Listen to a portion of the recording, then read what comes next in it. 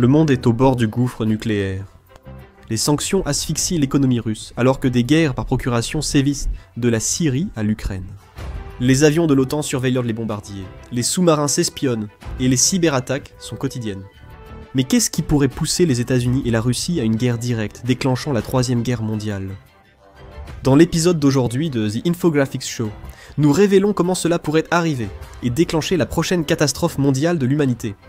En août 2025, un sommet de la dernière chance à enjeu élevé s'est tenu en Alaska. Donald Trump et Vladimir Poutine se sont rencontrés diplomatiquement, sans avancer ni cesser le feu. Washington a présenté la réunion comme un progrès, évoquant même des garanties de sécurité pour l'Ukraine. En théorie, c'était audacieux, mais en pratique, juste un jeu de mots. L'adhésion à l'OTAN était exclue, Kiev était hors de l'accord, et Poutine avait imposé le nouveau statu quo aux États-Unis. Poutine sourit narquoisement. En isolant l'Ukraine et poussant Washington, il a fragilisé l'unité de l'OTAN. L'Europe se retrouve seule. Partout sur le continent, les dirigeants se sont sentis abandonnés, tandis qu'au Kremlin, le plan de guerre russe devenait réalité. À Paris, Emmanuel Macron est furieux contre Moscou et Washington pour avoir conclu des accords sans l'Europe. À Varsovie, la réaction est plus froide. Les renseignements polonais informent leur président, ainsi que les dirigeants de l'Estonie, la Lettonie, la Lituanie et les pays scandinaves. Les souvenirs de Yalta, où les grandes puissances imposaient leur volonté à l'Europe de l'Est, ressurgissent, toujours vifs et douloureux. Pour Moscou, c'est le premier coup d'un plan préparé depuis des années.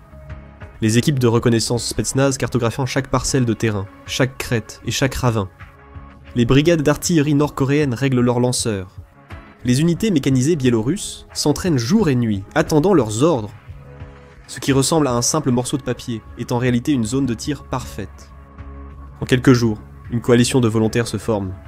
Bruxelles, la France, l'Allemagne, la Pologne et les États baltes annoncent une force de maintien de la paix de 15 000 hommes, présentée comme une mission de surveillance de la zone contestée. En fait, l'Europe s'engouffre dans la zone grise laissée par le sommet d'Alaska pour regagner en crédibilité, ce qui correspond au plan de Poutine. Même Zelensky, exclu de l'accord, soutient discrètement. Ignorant les messages incisifs de Washington, le contingent européen avance sur un territoire contesté. Les chars Leclerc français avancent dans la boue, les vieux blindés Fuchs allemands traversent le terrain, et des ingénieurs polonais montent des tours de guet préfabriquées. En quelques semaines, l'ambiance change, rappelant un retour au Berlin de la guerre froide. On note une discrète expansion des équipes de renseignement américaines près de Varsovie, un fil piège prêt à être déclenché. À l'anglais, et dans la salle de crise sous l'aile ouest, les analystes scrutent des images satellites, des flux de drones et des conversations interceptées. Ils ne voient pas, et personne ne comprend encore, que les déploiements et concentrations de troupes en Ukraine sont loin d'être routiniers. Comme en 2022, la Russie rassemble discrètement depuis des mois une armée de l'ombre à l'arrière. Plus de 100 000 soldats étrangers, nord-coréens et biélorusses, ont défilé dans les zones d'entraînement de Smolensk, Bryansk et les forêts de l'ouest russe. Officiellement, ce ne sont que des exercices conjoints de préparation à la guerre hivernale. Officieusement, ce sont les réserves que Poutine n'a jamais utilisées sur le front ukrainien. Reposées et ravitaillées, elles sont la clé d'un plan conçu avant la poignée de main de Genève en 2021 entre Poutine et le président Biden. À Pyongyang, Kim Jong-un observe attentivement. C'est l'occasion de tester l'élite de son armée face aux troupes de l'OTAN, hors de la péninsule coréenne, mais sous la protection russe. En un an, il a envoyé des prisonniers politiques, des volontaires et des marginaux culturels au front en Ukraine.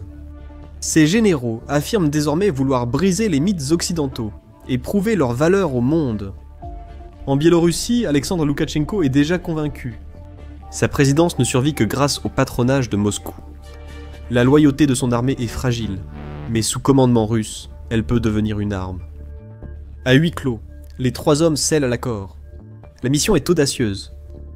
Une crise que l'OTAN ne peut pas ignorer, incitant l'Amérique à un affrontement direct.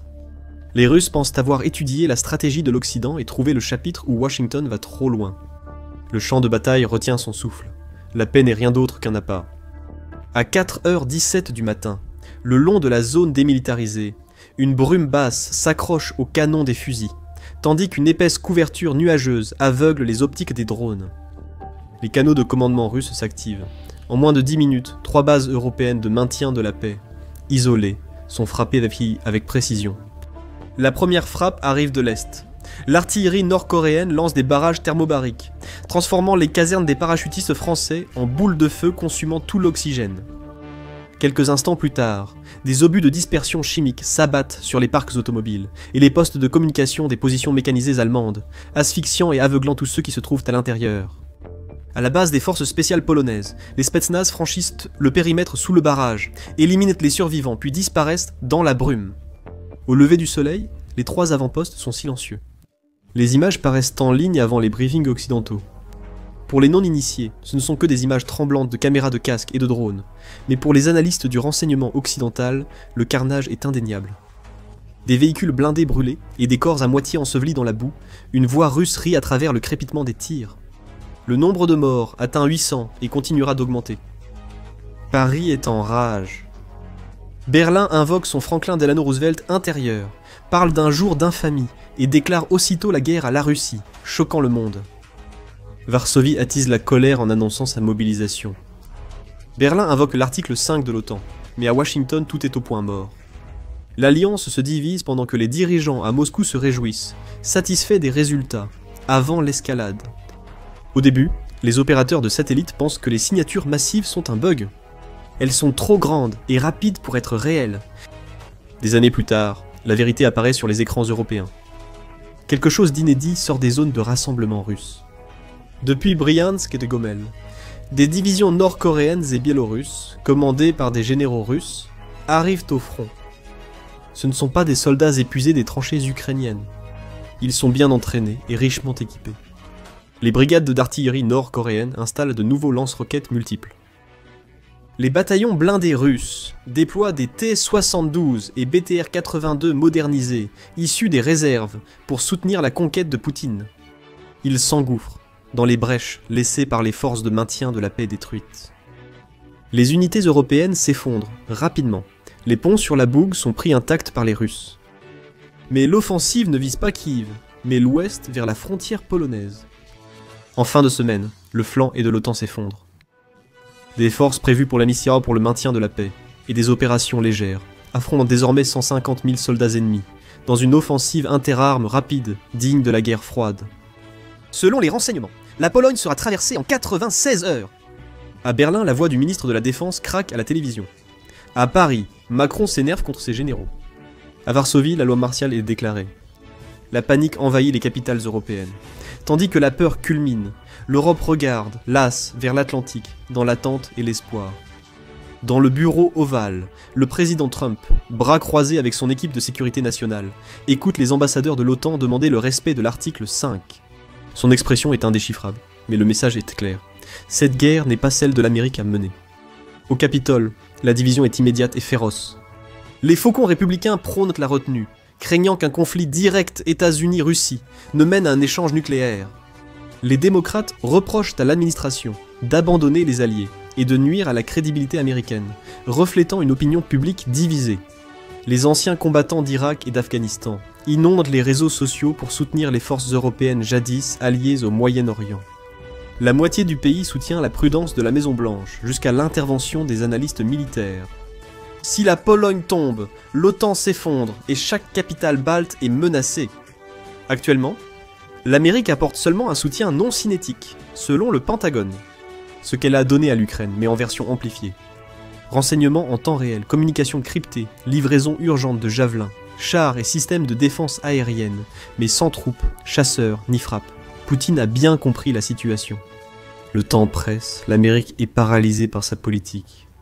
Dans l'intervalle entre l'indignation et la décision, il compte bien terminer ce qu'il a commencé. La note de renseignement avancée de Varsovie chute trop vite. À 3h42, des assaillants nord-coréens franchissent le périmètre, tandis que des blindés biélorusses bloquent les sorties. 12 officiers du renseignement américain, présentés comme sous-traitants civils, détruisent en urgence du matériel sensible à l'intérieur.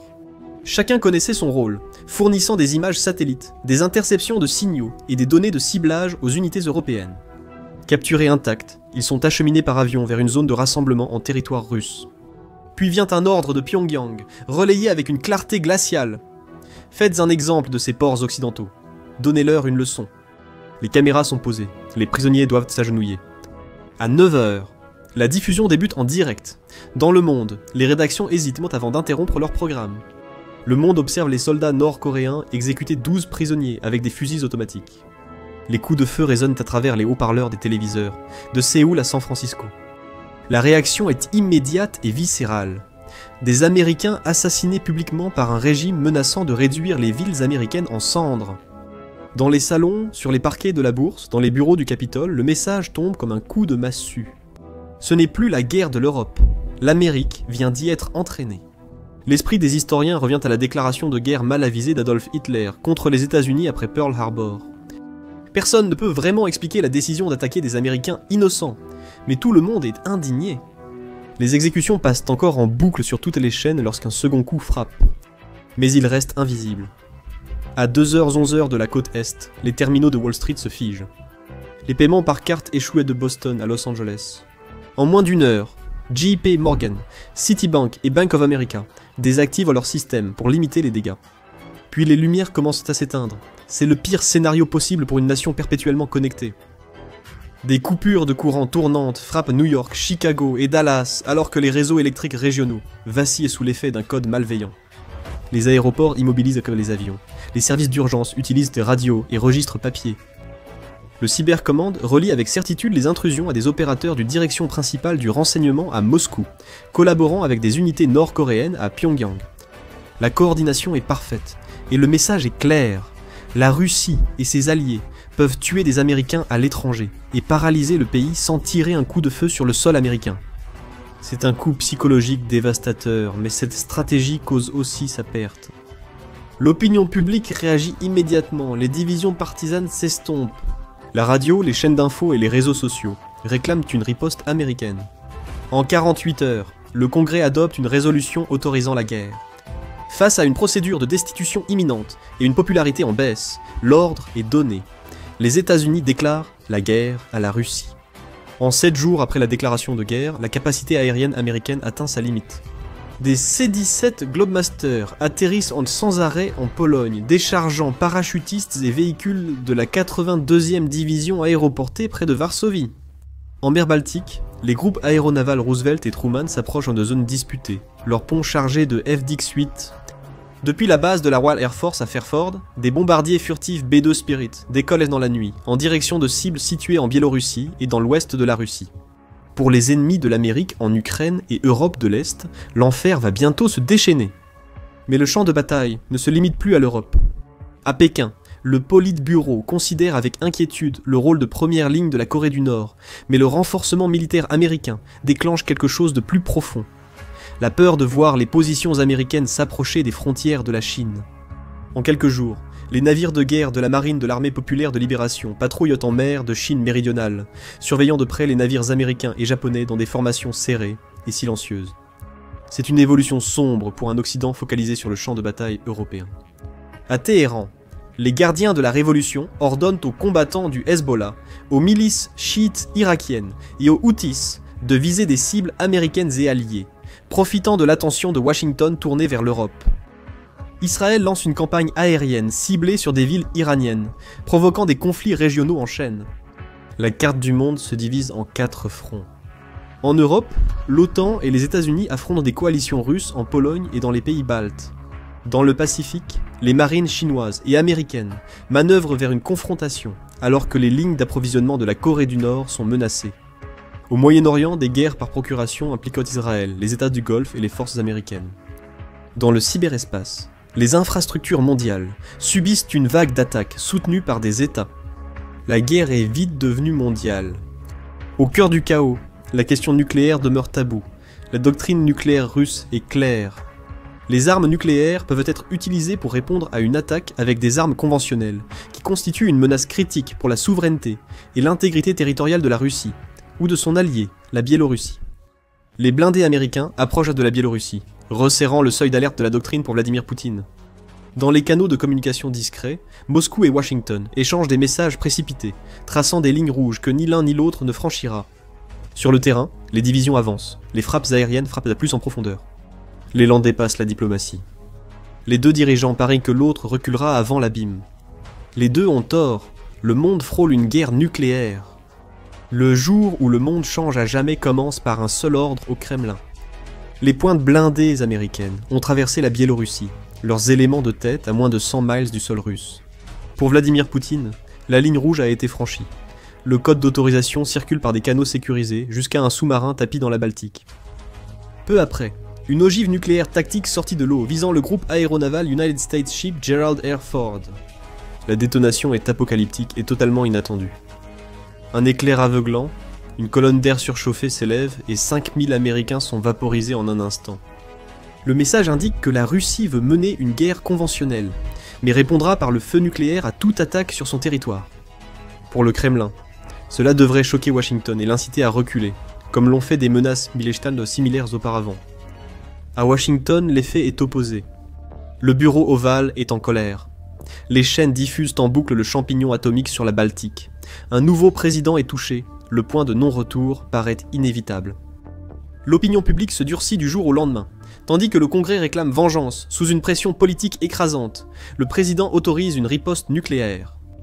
À 0h14, un B-2 Spirit d'Area Fairford largue une bombe nucléaire à gravité sur Severodvinsk, la base navale russe soupçonnée d'être à l'origine de l'attaque. La base cesse d'exister dans une sphère de plasma et d'ondes de choc, laissant des dizaines de milliers de morts. Le seuil nucléaire est franchi, aucun retour facile n'est possible. Capituler humilie, mais escalader menace d'anéantissement. Aucun camp ne peut faiblir. L'utilisation d'armes nucléaires active des clauses dormantes et des plans de guerre mondiaux. À Bruxelles, l'OTAN applique strictement l'article 5, incluant la défense nucléaire. La Grande-Bretagne et la France, chacune disposant d'arsenaux nucléaires indépendants, commencent à cibler les sites de lancement stratégiques russes. Les schémas de patrouille des sous-marins changent, tandis que les bombardiers sont armés. Toutes les capitales de l'OTAN savent désormais que la défense collective implique aussi un risque commun de guerre nucléaire. Un scénario redouté que peu penser me voir de leur vivant. À Pékin, le comité permanent du Politburo fait face à un choix cauchemardesque. Soutenir la Russie expose la Chine à un risque de confrontation nucléaire avec les États-Unis. Abandonner Moscou la confronte à un monde où la domination militaire américaine s'étend sur l'Europe et l'Asie après la guerre. Ils choisissent une voie détroite, décidant de renforcer les défenses de la Corée du Nord et de maintenir secrètement les lignes d'approvisionnement russes ouvertes, mais sans aller jusqu'à un engagement militaire direct avec les forces américaines. L'échange nucléaire entre Washington et Moscou déclenche des rivalités latentes. Au Moyen-Orient, l'Iran frappe d'abord. Karam lance 4 missiles balistiques capables de transporter près de 4000 livres, qui touchent Tel Aviv et Haïfa. Le dôme de fer et les intercepteurs Arrow 3 en arrêtent certains, mais pas tous. Les pertes civiles et les dégâts aux infrastructures sont suffisamment graves pour que le bureau du Premier ministre publie une déclaration en direct sans précédent. Si un autre missile pénètre dans l'espace aérien israélien, Israël exercera pleinement ses droits nucléaires. En quelques heures, les missiles Jericho 3 sont prêts dans des silos et sur des lanceurs mobiles, visibles par satellite. Craignant des représailles iraniennes et une escalade israélienne, les États arabes du Golfe évacuent discrètement les étrangers. En Asie du Sud, forces indiennes et pakistanaises se mobilisent. Le commandement du théâtre sud de la Chine envoie des destroyers type 55 et des sous-marins Yuan vers le détroit de Malacca et le nord de l'océan Indien. New Delhi répond en déplaçant des éléments de son commandement naval oriental et des escadrons de Sukhoi Su-30 Mark I vers les îles Andaman et Nicobar.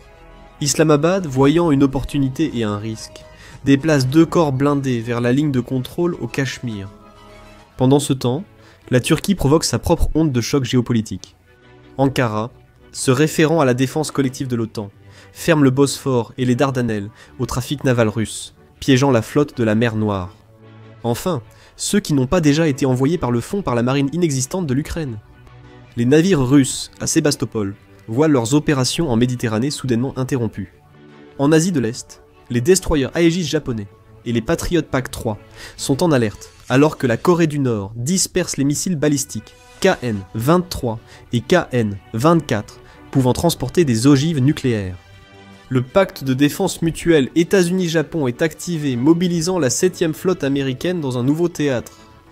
Avant que le second champignon atomique ne disparaisse, l'économie mondiale s'effondre déjà. Les marchés mondiaux plongent dans un effondrement synchronisé. Les oléoducs en provenance de Russie sont coupés, et la production manufacturière chinoise s'arrête brutalement. Les exportations technologiques américaines sont bloquées par des contrôles d'urgence. Les chaînes d'approvisionnement tendues de l'économie moderne se brisent instantanément, provoquant une pagaille inquiétante pour les survivants de la pandémie. Les prix du pétrole quadruplent en une journée. En quelques jours, les pénuries alimentaires touchent les pays dépendants des importations, les exportations agricoles étant stoppées. Les porte-conteneurs restent à quai, incapables ou réticents à naviguer dans des mers disputées. Dans les grandes villes, la peur d'une nouvelle frappe nucléaire déclenche la panique. Tokyo lance des évacuations partielles de civils. Berlin ouvre ses stations de métro comme abri public. New York stocke des fournitures médicales dans les stades pour anticiper de nombreuses victimes. Les réfugiés, des dizaines de millions d'entre eux, commencent tous à se déplacer en masse. Les familles fuient les zones susceptibles d'être ciblées, submergeant les pays voisins. Les aéroports sont pleins de ceux qui fuient. Les autoroutes colas sont bloquées par des embouteillages interminables. Des décennies d'interdépendance économique s'effondrent sous la menace nucléaire. Les banques gèlent leurs opérations. Internet subit des attaques cybernétiques. Le commerce mondial s'effondre, le troc et les marchés noirs dominent.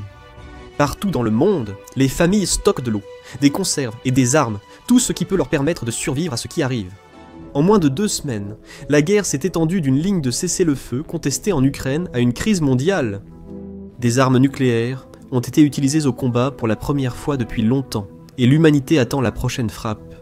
Dans le conflit qui s'ensuit, aucun camp ne peut l'emporter complètement, mais aucun n'acceptera la défaite. L'Amérique s'appuie sur sa domination technologique et son réseau d'alliances pour étouffer lentement le bloc dirigé par la Russie sur le plan économique, tout en évitant d'une manière ou d'une autre une nouvelle escalade nucléaire. Moscou agite la menace nucléaire pour contrer une victoire américaine, avec le soutien de la Chine et de l'Iran. C'est la 3e guerre mondiale, une crise multithéâtre. La victoire, qui ne concerne plus la conquête, consiste désormais à prouver sa détermination sans déclencher une annihilation qui mettrait fin à la civilisation. 6 mois après le début du conflit, le monde est en crise permanente. Des armes nucléaires tactiques ont été employées, et les économies se sont effondrées. Les fronts couvrent 4 continents, mais les armes ultimes restent en silo. Un simple problème radar ou une erreur d'exercice pourrait tout anéantir. Ce scénario montre à quelle vitesse une crise régionale limitée peut dégénérer en une catastrophe mondiale. Peu différent du début explosif de la Première Guerre mondiale, ici, une mission européenne de maintien de la paix déclenche la 3e guerre mondiale. Une fois le seuil nucléaire franchi, aucun camp ne peut se permettre de paraître faible.